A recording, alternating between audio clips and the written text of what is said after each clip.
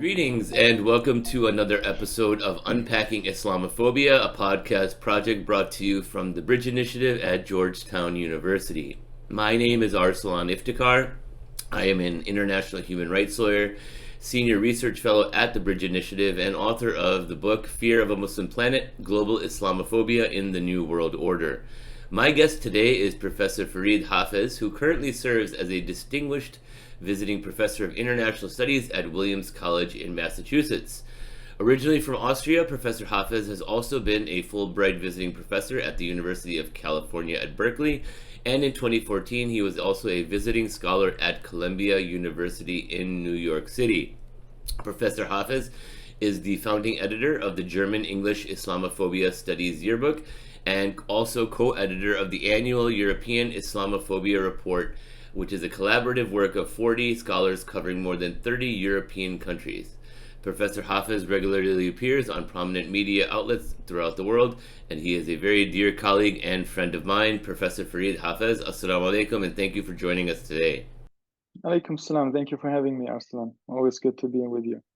Likewise, Farid. So, Farid, our podcast episode today will analyze the modern history of what's been come to known as Quran desecration. Quran desecration also includes publicity stunts like Quran burning that we have seen right-wingers perform to incite violent responses from Muslims around the world since 9/11. In mid-2005, the first allegations of deliberate Quran desecration actually occurred at Guantanamo Bay Prison in Cuba in front of Muslim prisoners, where there was widespread controversy that ultimately led to the U.S. Army investigation confirming that there were 4 instances of Quran desecration, and which led to riots around the world. 5 years later, in 2010, we Americans also saw a right-wing pastor named Terry Jones, who actually looked like a motorcycle gang member, made global headlines for announcing his plans to burn a Quran on the anniversary of 9/11, which in response led to numerous riots and protests around the world, including 12 people being killed in Afghanistan. And now in the year 2023, we are seeing a resurgence of Quran burnings in Europe, and particularly and slightly bizarrely in Scandinavian countries like Denmark and Sweden. So my first question to you, Professor Hafez, is why are we talking about Quran burnings yet again? And can you give us a little bit of a narrative history and provide some background and context about these most recent 2023 Quran burning campaigns? All right. Well, thank you for this introduction. That's a great overview. And I think, when we go to Europe, on the one hand, what we see here is that we have, I would say, not so popular far-right activists who are very much at the fringe, not so super successful politicians who try to become relevant with this initiative. One of the people that really started this whole movement in the Scandinavian countries was a far-right leader named Rasmus Paludan, who is of Danish-Swedish origin. And he did a serial of Quran burnings and started to stage public burnings of the Muslim holy book, basically in several locations across Sweden in 2019. Some of them sparked protests and reaction in several cities. There were also injuries, arrests, damage to property. So there was he made headlines with this initiative. But Paludan also continued setting fire to the Quran, and more recently in front of the Turkish embassy in Stockholm. And that was triggered, obviously, not only with local, but also with international outrage. And I think this is also one of the reasons why we are sitting here now discussing this. And there are also other small-scale activists similar to Paludan, like a Christian Iraqi refugee who staged a couple of Quran burnings more recently. Now, I believe that the reason why they are doing this is basically to draw attention to their personalities. So Paludan basically is an electorally speaking irrelevant politician who began in Denmark, moved then to Sweden because he did not get more than 1.8% in national elections. But he did succeed in being convicted of hate speech. Now, when he moved to Sweden, he basically established another far-right party called in English the Hardline political party, where he again adopted Quran burnings, and he, as a tool to sort of organize a grassroots anti-Muslim movement. But that also did not really play out very well. So I think he's much more of a media guy than that he is, in fact, a person that has any large support in Sweden or Denmark.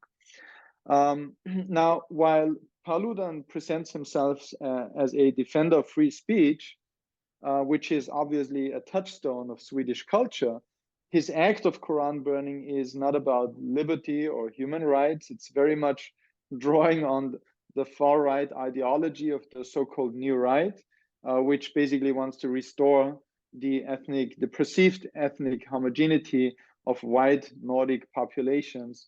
And, you know, burning the Quran somehow becomes a symbol of re-establishing this homogeneity by the exclusion of the Muslim other. But I think what made this incident really important is really the geopolitical context. So we have the Swedish Prime Minister's statement, who criticized the Quran burnings, while still on the very same time defending the right of freedom of speech, to which he included the Quran burnings. And we also have now more recently the Danish attempt to ban the burning of religious books in general, but clearly looking at the most recent Quran burning incidents. And I think the main reason for that is foreign policy considerations. So on the one hand, there are still ongoing diplomatic battles between Turkey and Sweden on the question of Sweden's membership in NATO. And because although the Turkish president, Recep Tayyip Erdogan, has accepted the possibility of Sweden's membership, there is still the Turkish parliament that has to ratify that. And clearly there is an ongoing issue here with two things, basically. One is the PKK issue, and the other thing is the Quran burning that was always put forward during these debates. And as for Denmark, I think, you know, there is this possibility of outlawing the burning of holy scriptures, which very interestingly comes, you know, just after this country has abandoned its blasphemy law a couple of years ago, I think 6 years or so. So in a way, this recent attempt comes as a surprise, one would say, in legal terms. But, you know, I think what is really at the heart of this problem is, you know, Denmark, I think, fears very much the economic and political repercussions. Still, you know, having in mind what happened in 2005 and 6 during the Mohammed cartoon crisis. And both countries clearly, I would argue, are not giving Muslims, because they are giving Muslims like a very hard time.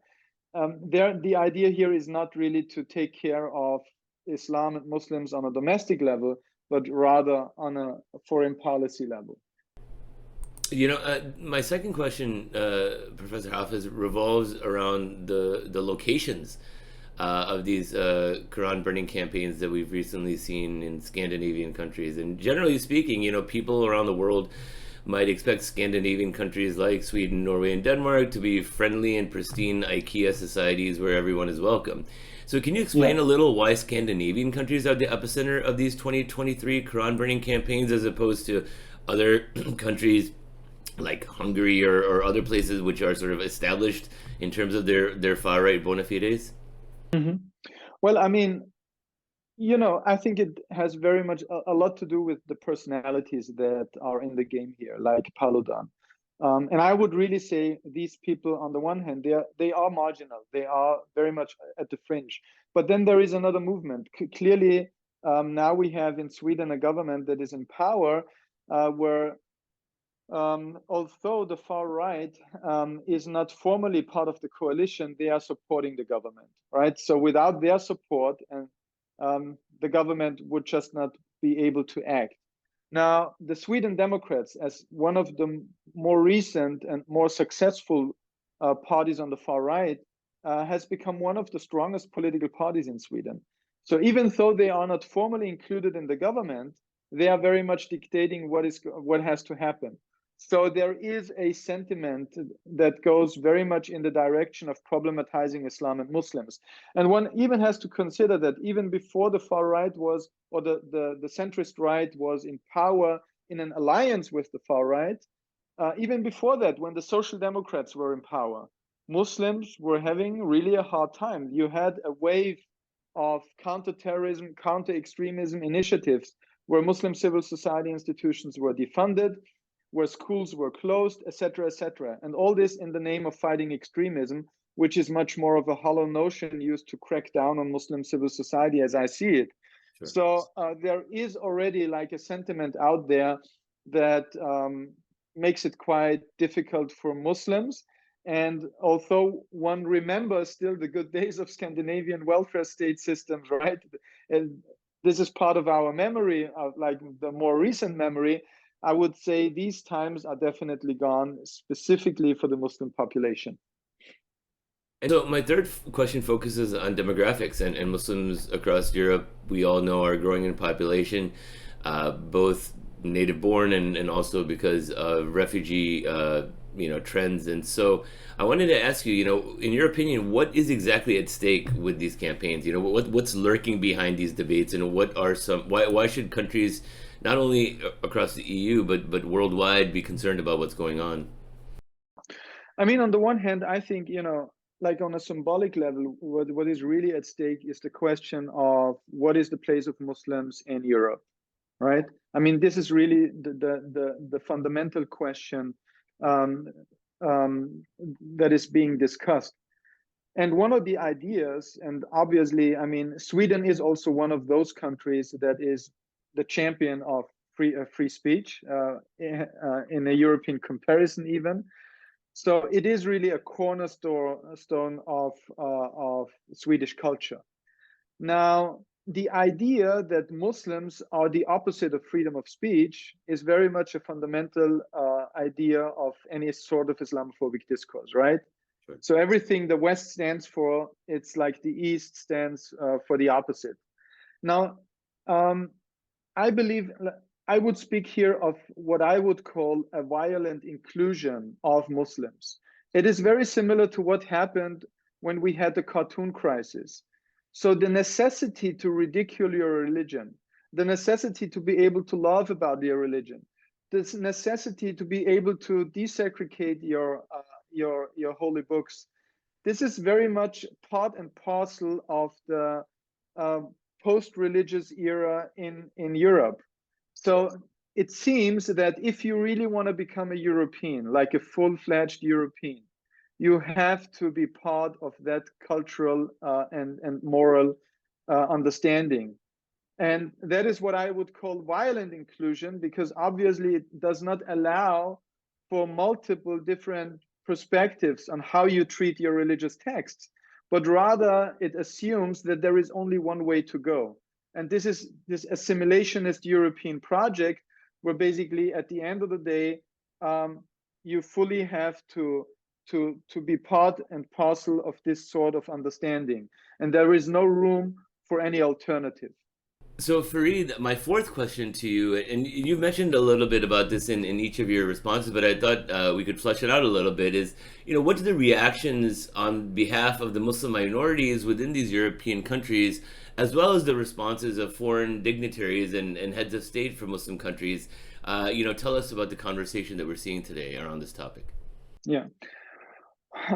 Very important question, because I think, in a way, so a lot of the debates about the Quran burning are very imaginative, part and parcel of, this Islamophobic mindset.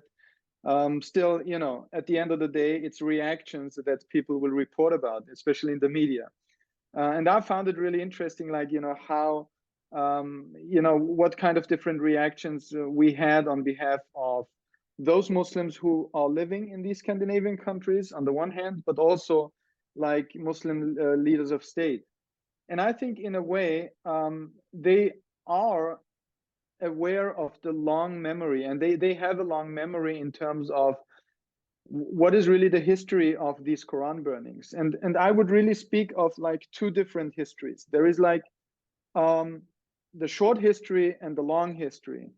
And when we, as you introduced me at the very beginning, I am from Austria, and as somebody who has grown up in the German-speaking country, one of the things that comes to our mind immediately when we hear the book burnings is a poem from a very famous German poet called Heinrich Heine, who wrote this in the early 19th century, where he said, "Those who burn books will in the end burn people," quote unquote. Wow. And it's interesting because the poem that he speaks about is actually originally spoken by a Muslim character in a tragic love story, which was set in Granada in 1492 during the time of Reconquista.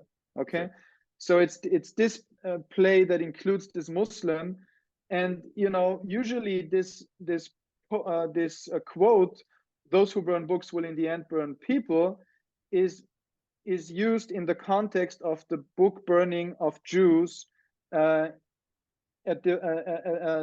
during the days of the Nazi regime. Sure. So this is the more modern connection we have.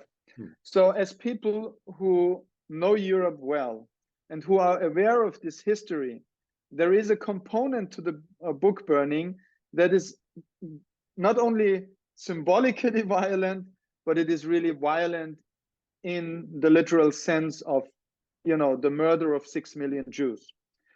So this is also, by the way, a reason why the Jewish community has had a very harsh reaction on the Quran burnings, because this is their memory first and foremost, right, in modern Europe. And from that point of view, I think it was very interesting to see that those Muslim individuals and activists who went on the street had quite interesting, reactions. One of them was distributing chocolate during the Quran burning to chat with people, and by that, representing a different image that than the one that the perpetrator of the Quran burning wanted to present in the public, and he by that interrupted this whole procedure of the Quran burning to show that basically Muslims are not, the enemies of freedom of speech, but rather those who are there for dialogue. Then there was this other Muslim activist, this individual who basically received permission to burn the Torah and the Bible outside of the Israeli embassy in Sweden. And once he got the permission, which also speaks to the high value of freedom of speech for Swedish authorities, but once he was granted this permission, he argued that he only wanted to draw attention to the recent Quran burning in the country, never intended to burn neither the Torah nor the New Testament. But what he really wanted to do is to show, in a way, as an activist, to make the point that as a Muslim, it is immoral to burn the holy books of other people. So there are lots of very interesting, reactions to that incident. I think what is also very telling is how Muslim majority countries use that. And I feel that, not only the clergy, but also Muslims head of state, once they were out there saying that, we want Sweden to stop that, it obviously showed how important religion is in those countries, and to what extent they can also mobilize on that and put pressure on that. I mean, the fact that the OIC made a statement, the Organization of Islamic Conferences made a statement, tells you something about how those regimes can also draw on religion and mobilize religion, for further symbolic legitimacy in their countries, be it monarchies, be it democracies, or whatever. And sometimes, I feel like, because if you would have asked me like 15 years ago, do you want Muslims, heads of states, to be there to defend Muslim folks in Europe, I would have said no. Simply out of one reason: as somebody who is European, who resides in Europe, who has a Muslim background, and who fights Islamophobia, I would say, let us have, try to solve our problems on ourselves. But I think we have seen so much interference from also foreign regimes in the whole history, more recent history of Islamophobia in Europe, it also tells us that maybe at some point it might be even useful for other countries to jump into this discussion. At the very same time, I am a little bit worried if these highly symbolic debates really distract our attention from the real problems Muslim folks have in their everyday lives. Like I gave this example of Sweden, where Muslim associations were defunded, where in the name of fighting extremism, Muslim schools have been closed, etc., etc. So these are like institutional problems that these Muslim communities are going through in these countries. Like I would love to see Muslims heads of states jump into the discussion when things like that happen, much, much more than, let's say, when a Quran burning is done. So my final question to you, Farid, is about the future. You mentioned that the Scandinavian country of Denmark recently made the very wise decision, in my opinion, to propose a ban on setting the Quran on fire in public after a series of burnings led to uproar in Muslim countries. Now, intellectuals like you and I understand that free speech is never absolute, meaning that you cannot yell fire inside of a crowded movie theater because people might get hurt or die. So what do you think about the Danish government's move to ban the burnings of religious texts, and should other EU governments follow suit, in your opinion? I think I'm more on the freedom of speech side in this debate. And, honestly, if the only way how you can make an argument is by such a despicable act, honestly, then do it, I think Even if it incites violence, even if I mean, that's why free speech is not. As a lawyer, we're always taught that free speech is not absolute, right? You can't yell at fire inside of a crowded movie theater and say that's free speech, because it's not, right? And so, I want to parse this out a little bit. Is that if these countries are seeing that these bad faith actors are going to keep doing it no matter what, especially if they're fringe, they have nothing to lose, right? So wouldn't the best way, the most effective way to curtail this is to pass federal legislation that would not allow this? Because as you said, anybody who bans a religious book is pretty much just being a jerk. Look, the thing is, and I think I'm speaking very much like from the perspective of a lot of,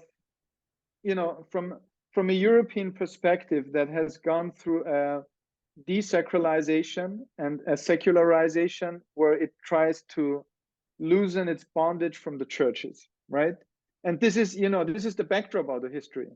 Sure. European countries do not, in general, when it comes to religion, they are not very much interested, in being in any way circumscribed by any sort of religious ideas. Now, clearly, societies are religious, and there are different populations in each and every society. So religion is one strong component of it, and there should be freedom of religion, and I'm fully for that, obviously, as somebody who criticizes Islamophobia, writes about it, etc.